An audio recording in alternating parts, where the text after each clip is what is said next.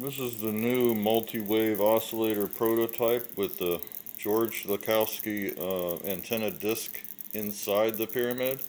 And also what's different on this is the bulb. I've placed a magnet on the bulb to attach the bulb on the top instead of gluing it. That way you can interchange the bulbs,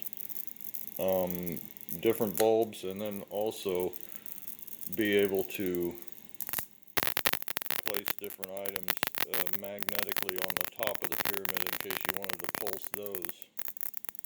It gives you the option.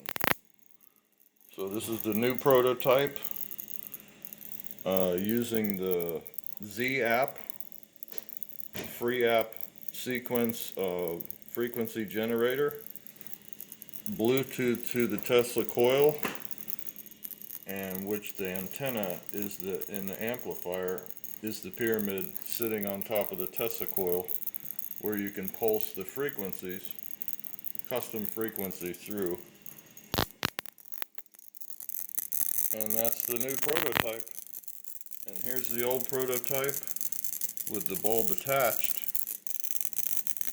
And that's what it looks like underneath. To connect is the copper wire